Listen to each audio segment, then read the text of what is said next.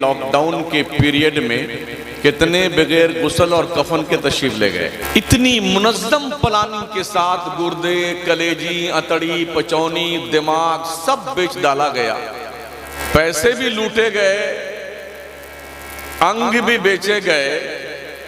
बाप को बेटे का चेहरा देखने का हक नहीं था और बेटे को बाप का चेहरा देखने का हक नहीं था। इस दौर से गुजरा है हमारा मुल्क। लाखों लोग किसी जुर्म की बुनियाद पर नहीं, बस ऐसे ही मार दिए गए। और चूंकि किसी भी मामले की तहकीक अपने अंतिम छोर तक नहीं पहुंचती, इसलिए रिजल्ट अब तक जो है वो लटका हुआ है। क्या हुआ था, कैसे हुआ था और क्यों हुआ था। मुसलमानों, पढ़ना शुरू कीजिए। अगर आप पढ़ेंगे नहीं तो दुनिया आपको खा जाएगी और लेटरिन करने भी नहीं जाएगी। अभी केरला के हाई कोर्ट में लोगों ने रिट दाखिल की है कि मुसलमान अपने बच्चों का खतना करता है, लिहाजा खतना करना बंद किया जाए। ये अवैध है और छोटे बच्चों पर जुल्म करने के मुतरादिफ। अभी 10 दिन पहले का मतलब ये, हम अपने बच्चों की खतने करवाते हैं और तकलीफ इन बेचारों को होती है। आज खतना, कल हिजाब का मामला था, 3 तलाक का मामला था, खतने का मामला आया, अब टोपी का मामला आएगा और दाढ़ी का मामला आएगा। ये बाज़ाब्ता तौर पर स्टेप बाय स्टेप एक प्लान है जो गुज़िश्ता 80 साल से मुरत्तब किया गया है। ये सब कुछ अचानक नहीं हो रहा है, बड़ी बारीक बीनी से इस पर मेहनत की गई है। कब बोलना है, क्या बोलना है, कितना बोलना है, कहां बोलना है, कैसे बोलना है, सब सेट है माइंड। इस तनाजुर में अगर हम पढ़ेंगे नहीं तो दुनिया हमें साइड में करके गुजर जाएगी और हमें अपने वजूद का पता नहीं चलेगा। ये मदरसे इसलिए लोगों की निगाह में खटकते हैं कि दीन का दर्द यहीं से छलकता है। इन्हें पता है ये दाढ़ी और टोपी रखने वाले मौलाना, हाफिज कुरान, आलिम दीन, यही लोग हैं जो मिल्लत इस्लामिया के सीनों में इस्लाम की स्पिरिट पैदा करते हैं, जज्बे जुनू यही पैदा करते हैं, ज़ौक़े सलीम यही देते हैं। इसलिए मदरसे ही पूरे मुल्क में टारगेट हैं। कभी किस बहाने से, कभी किस बहाने से यहाँ आतंकवाद फैलता है, यहाँ बम बनाए जाते हैं, या वो। अरे यार, अभी हमने सर्वे किया इस मदरसे का, लोटे भी टूटे हुए हैं, टूटियां भी टूटी हुई हैं, फटी फटी चटाइयां रखी हुई।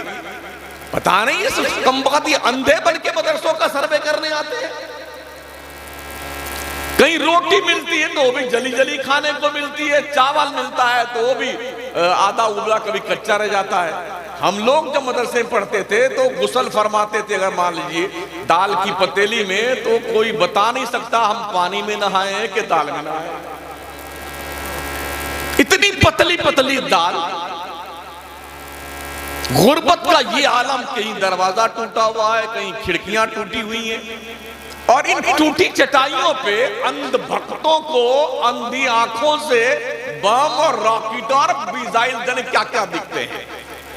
मैं कहना चाहूंगा, अगर ये मदरसे ना होते तो हिंदुस्तान में आजादी का ख्वाब किसी का बाप नहीं देख सकता था। बेशक, सुभान अल्लाह। आज जिन्हें फतवों से चिढ़े हैं ना, वो फतवा ही था अल्लामा फजल हक खैराबादी का कि मुल्क के अंदर हिंदू, मुस्लिम, सिख, ईसाई के दिल में देश की आजादी का बिगुल बजाया। खुद तो काला पानी की सजा काटने चले गए, एक बार देश को आजादी का एक बेहतरीन मार्गदर्शक बन के गए। दुनिया उस नक्शे पे चली, हमारे मुल्क के लोग, और देश को अंग्रेजों की गुलामी से आजाद किया। आज हम आजादी के माहौल में सांसें ले रहे हैं। कितने नमक हराम है वो लोग जो मदरसों का एहसान भूल गए। अल्लाह फरमाता, इन्ना अंज़लनाहु कुरआनन अरबिय्या, बेशक हमने कुरान अरबी में नाजिल किया है, लअल्लकुम ताक़िलून, ताकि तुम्हें अकल आ जाए। कुरान अगर नहीं पढ़ोगे तो अकल नहीं आ सकती है, डेफिनेट है ये। अक्लमंद बनना है तो कुरान पढ़िए, समझिए कुरान। शायद आपको मेरा यह दावा ज्यादा बड़ा लग रहा हो कि कुरान को पढ़ करके ही आदमी अक्लमंद बन सकता है, तो मैं आपसे पूछना चाहता हूं, हमारे नबी के तशरीफ आवरी की बात जब कुरान नाजिल हुआ, इससे पहले दुनिया ने अंतरिक्ष में जाकर के काम क्यों नहीं किया था? चांद पे प्लॉटिंग क्यों नहीं की थी? पेट्रोल, डीजल, गैस, घासलेट का पता क्यों नहीं लगाया? मिसाइल क्यों नहीं बनाई? बम क्यों नहीं बनाए? कुरान के नुज़ूल से पहले मादनियात के खजाने क्यों दरियाफ्त नहीं किए थे? सोने और चांदी के भंडार का पता क्यों नहीं लगा था? भाई उस वक्त तो भी अक्लमंद थे। अगर आप कुरान को छोड़ करके अक्लमंदी का सबूत पेश करते हैं तो इससे पहले लोगों ने यह दरियाफ्त क्यों नहीं की? सुनिए, तरक्कियात के सारे दरवाजे खुदा ने कुरान में रखे। वला रत्बिन वला याबिसिन इल्ला फी किताबिन मुबीन।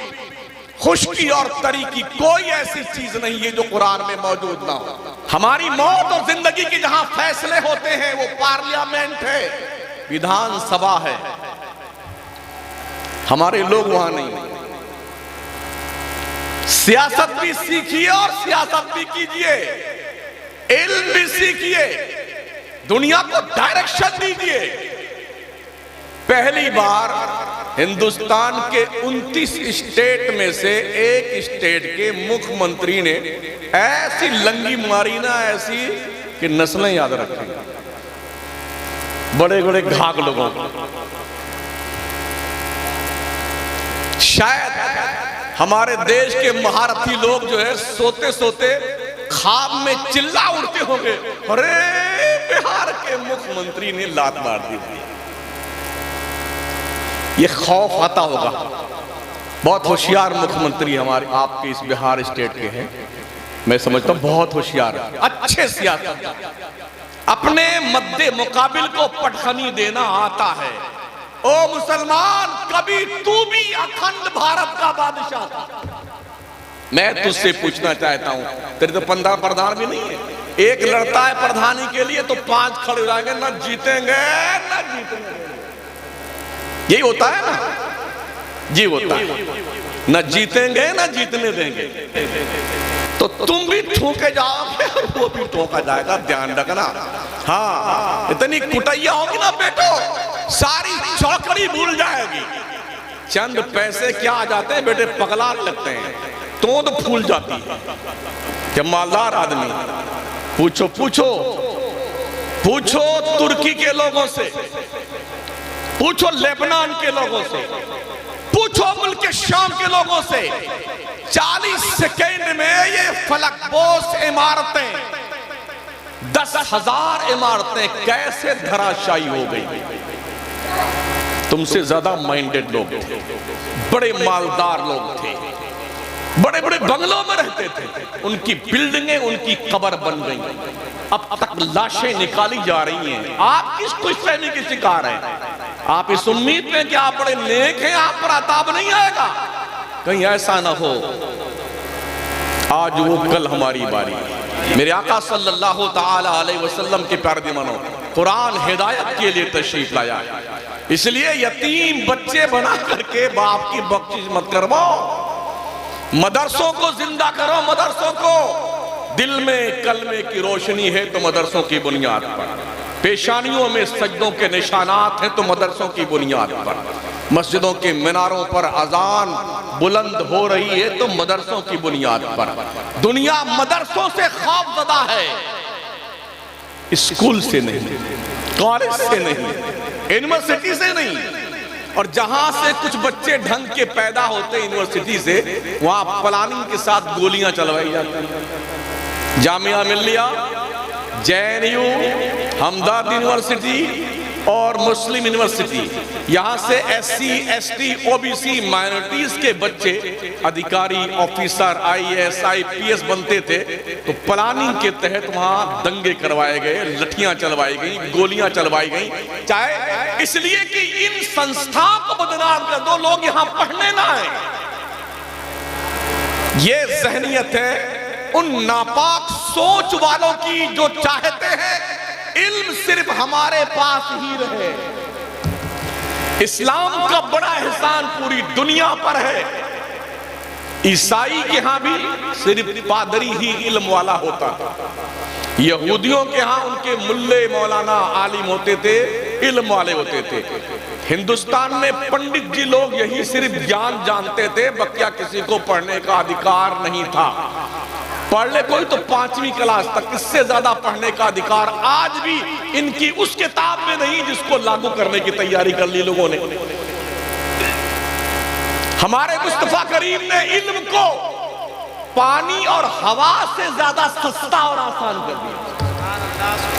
अगर मक्का का अबू बकर इल्म सीखने का हक रखता है तो हबशा का बिलाल भी इल्म सीखने का हक रखता है। अगर मक्का का अली इल्म सीखने का हक रखता है तो फारस का सलमान भी इल्म सीखने का हक रखता है। अगर मक्का और मदीना के लोग, बद्दू लोग इल्म सीखने का हक रखते हैं तो दुनिया के नक्शे पे बसने वाला हर शख्स इल्म सीखने का हक रखता। ये दुनिया इंसानियत पर इस्लाम का सबसे बड़ा एहसान है। एक जमाना था जब करतबा की जामा मस्जिद के सामने, आज के तकरीबन 600 साल पहले पूरी दुनिया में हम थे जी। इल्म सिर्फ मुसलमानों के पास था। यूरोप के जंगली जानवर जो थे ना, वो जंगल में घूमा करते थे। मस्जिद करतबा के सामने मदरसे में लाइन से खड़े होते थे, हमारे बच्चे का एडमिशन हो जाए। जिस तरह से आज हमारा मुस्लिम तबका किसी कॉन्वेंट स्कूल के सामने लाइन में खड़ा होता कि हमारे बच्चे का एडमिशन हो जाए, ऐसे ही उस जमाने के यूरोप के बाशिंदे मदरसे के सामने कतार में खड़े होते थे ताकि उनके बच्चों का मदरसे में एडमिशन हो जाए। जब एडमिशन मिलता था तो यूरोप में खुशियों के चिराग जलते थे, पढ़ के जाता था तो खुशियां मनाई जाती थी। हमारे बच्चे का एडमिशन होता है स्कूल में, 3 साल का बच्चा है, जितना वजन उसके वजूद का है उससे 8 या 5 गुना ज्यादा उसके बस्ते का वजूद है। लाद देंगे उसके पीठ पर, वैन में बिठा दिया, सोता हुआ जाता है बस में, वैन में, स्कूल में सोता रहता। ये तो बैठे तैयार बैठे हुए, अभी पैदा किया बच्चा, पैदा हुआ, आप और ले जाइए, ये 4-5 औरतें और रख लेंगे, उनको पाल लेंगे, उनको पैसे चाहिए। और बच्चों की ब्रेन वॉशिंग करके उनके दिमाग में इस्लाम से नफरत मिटाई जाती है। इसलिए कॉलेज की दहलीज पर पहुंचने से पहले इन मदरसों में अपने बच्चों को भेज करके उनकी सोच का किबला दुरुस्त कर दो, ताकि ये बच्चे यहां से पढ़कर जाएं, कॉलेज की दहलीज पर अपनी छाप दूसरों पे छोड़े, अपना रंग दूसरों पे डाले, दूसरों का रंग एक्सेप्ट न करें। पहले ढंग का मुसलमान तो बना दो अपने बच्चों को। कॉलेज में बच्चा हमने देखा जाकर के बाज़ाब्ता मुंबई के स्कूलों में, जो कॉन्वेंट की स्कूलें चलती हैं, नन्हे बच्चों के की क्लासों में बाज़ाब्ता उनकी सेटिंग होती है ऊपर, वहां आदमी बिठा के रखते हैं। बच्चों से वो जो आंटी जी होती है पूछती है, बच्चों तुम्हारी मनपसंद कौन सी चॉकलेट है, तुम्हें क्या पसंद है? तो जो बच्चे उस पर इत्तेफाक कर लेते हैं कि हमें चॉकलेट फला पसंद है, हमें फला सामान पसंद है, तो बोले अच्छा आंखें बंद कीजिए, ईसा मसीह को याद कीजिए, मरियम को याद कीजिए, जीसस को याद कीजिए। जब बच्चे आंखें बंद करते हैं तो उनकी मनपसंद की चॉकलेट वहां से जो आदमी मामूर होता है काम पर वो गिराता है। बच्चे आंख खोलते ही अपने चॉइस की चीज अपने सामने पाते हैं। इस तरह उनके दिल दिमाग में मजहब इस्लाम से नफरत पैदा करने का तरीका अपनाया जाएगा। आप क्या सोचते हैं आपके बच्चों को वहां दीन सिखाया जाएगा? ये किले जो मदरसे है ना, किले, इन मदरसों में ही दीन की तालीम दी जाती। यहीं से पढ़ने वाले बच्चे जब दुनिया के सामने आते हैं ना तो इनकलाबाते जमाना इनके चेहरों को देख के भाग लेते। दुनिया की कौमों को देखकर भी तुम्हें होश नहीं आता, तुम्हें पढ़ना चाहिए। डॉक्टर इकबाल गए थे एक बार पढ़ने के बाद यूरोप में, इतवार का दिन था, तो वो गए पार्क में घूमने, तो देखा सारे बच्चे, कोई गुल्ली डंडा खेल रहा है, कोई वॉलीबॉल खेल रहा है, कोई फुटबॉल, कोई चिड़िया का बाल खेल रहा है, कोई पापड़ खा रहा है, कोई दौड़ रहा है। एक छोटा सा बच्चा था जो एक पेड़ के नीचे कलम, कागज और पेंसिल लिए बैठा कुछ पढ़ लिख रहा था। डॉक्टर इकबाल कहते मैं उस बच्चे के पास गया, मैंने कहा बेटे आज संडे का दिन है? बोले हाँ सर संडे का दिन है। कहा बेटे सब खेल रहे हैं बच्चे, एंजॉय कर रहे हैं, तुमने क्या करना है? तुम कलम कागज कॉपी ले बैठे हो? तो बच्चे ने जवाब दिया जनाब हम वैसे भी दुनिया के नक्शे पे बहुत थोड़े हैं, हमारी कौम बहुत कम है, हम भी अगर खेलने में लग गए तो हमारी कौम का क्या होगा? डॉक्टर इकबाल ने पूछा बेटे तुम्हारी कौम कौन सी है? उसने कहा हम यहूदी हैं। डॉक्टर इकबाल की आंखों से आंसू जारी हुए, कहा अल्लाह ऐसे अनमोल नगीले मुस्लिम माओं के गोद में क्यों नहीं पैदा? जिस कौम के बच्चों की ये सोच हो हमें अपनी कौम के मुस्तकबिल को ताबनाक बनाना है, वो कौम कभी ज़ेर नहीं हो सकती है। पता है आपको दुनिया के नक्शे पे सिर्फ 80 लाख यहूदी हैं दुनिया के नक्शे पे। मुसलमान कितना है? टोटल आबादी इंसानों की पूरी दुनिया पे 7.5 अरब है। इस 7.5 अरब में 2.5 अरब मुसलमान बसता है। गोया दुनिया का हर 5वां व्यक्ति मुसलमान है। ऐसे ही हर 5वां व्यक्ति जो मुसलमान है, हर 5वां मुसलमान दलाल है और मुखबिर है। पुलिस की दलाली जी, दलाल मुखबिरी करने वाला, कौम की चुगलियां करने वाला। मैदान बदर के 313 मुजाहिदीन की औलाद 2.5 अरब, 80 लाख टोटल आबादी यहूदियों की, पूरी दुनिया उनके उंगली के इशारे पे नाचती है। अमेरिका, लंदन, बर्तानिया, जर्मनी, कनाडा, गल्फ कंट्री सब उनके इशारे पे नाचते हैं। हज के मौके पे 99% आयात जो कुछ होता है ना, सऊदी अरब में बाहर सामान मंगाते हैं, इजराइल से मंगाते हैं। क्या करेंगे आप? हम जिसे हिजाज़े मुकद्दस कहते हैं वहां भी खत्म कहानी है। वहां भी पिक्चर, फिल्म और जनाबे वाला फिल्म सिटी और फिल्म हॉल सब बना देंगे। मदीने में बस जहां बाउंड्री है यहां से कुफ्फार का दाखिला ममनू है, उधर बना दिया है। बाज़ाब्ता शहर नयूम बसाया जा रहा है रियाज के पास, यानी मादरजाद नंगे, मर्द औरत सब नंगे रहेंगे उस शहर में। वहां कोई कानून नहीं लागू होगा, मतलब जंगली जानवर। ये सब हो रहा है। तो कम से कम मुस्लिम कौम के लोगों कुछ ऐसा कर जाओ कि दुनिया याद रखे तुम्हें, आपका दामोदर पूरा आपको याद रखे। इमाम अहमद बिन हंबल ने के साथ भी ऐसे ही हुआ। हुकूमत की हाँ में हाँ नहीं मिला, तो दीन तो इनका मरहूने मन्नत, दिन में कुर्बानियां दी हैं यार, कुर्बानियां दी हैं। हमने बाज़ाब्ता किला देखा हजरत फतेहपुर सीकरी का, सब गाइड ने बताया यहाँ उसकी बेगमें रहती थी, यहाँ जोधाबाई का ये कमरा था, ये फलाना बाई का ये था, यहाँ गंगा जल पिलाया जाता था, यहाँ गवैये बैठते थे। हमने कहा कोई मदरसा? मदरसा कोई नहीं, कुछ। बादशाहों ने अगर मेहनत की होती ना, बड़ी बड़ी यूनिवर्सिटियां होती। आखिरी बात फाइनल, बड़ा पगलाया हुआ हमारा मुल्क, अरे मुसलमान बादशाहों ने ये किया वो किया, धर्म परिवर्तन किया। 8 साल में पगलाए हुए लोगों, 800 साल में अगर एक भी हमारा पगला गया होता, तुम तो 8 साल में पागल हो गए हो ना, फिटार की तरह मुंह फंड फंड कर रहे हो ना बेटे। 800 साल बहुत होते थे, एक बादशाह पगलाया होता तो अखंड भारत में खंड खंड जो बने हम होते, तुम्हारा नंबर नहीं आता। इस्लाम जबरदस्ती का मुसलमान मानता ही नहीं, ला इकराहा फिद्दीन। मानता नहीं, इस्लाम ही नहीं मानता, हम क्यों बनाए मुसलमान किसी को? मोहम्मद अली किले को किसने कहा नहीं तुम इस्लाम कबूल कर लो? बॉक्सर था, बॉक्सर, वो तो कौन मारता है, एक के मुक्का मार दे तो दांत का टूट जाए हमारा। माइकल जैक्सन कितना बड़ा नचनिया था, कभी लेडीज बनता कभी जेंट्स बनता था, खरबापति आदमी। माइक टाइसन मुक्केबाज, लाजवाब, किसने कहा मुसलमान जाओ? सुनीता विलियम किसने कहा मुसलमान हो जाओ? मिस्टर बीन किसने कहा मुसलमान हो जाओ? अभी जो फीफा वर्ल्ड कप हो रहा था कतर में, हजारों ईसाई हिंदू सब मुसलमान हुए, कलमा पढ़ा, किसने कहा था मियां जी तुम मुसलमान हो जाओ? किसी ने मारा था तुमको?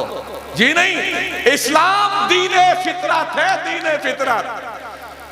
जब इंसान पढ़ लिख करके उस फन के कमाल की मंजिल पहुंचेगा, उसके बाप को मुसलमान होना पड़ेगा, मुसलमान होना पड़ेगा। हम पढ़े लिखे दुनिया को समझाएं, यही आपसे गुजारिश है।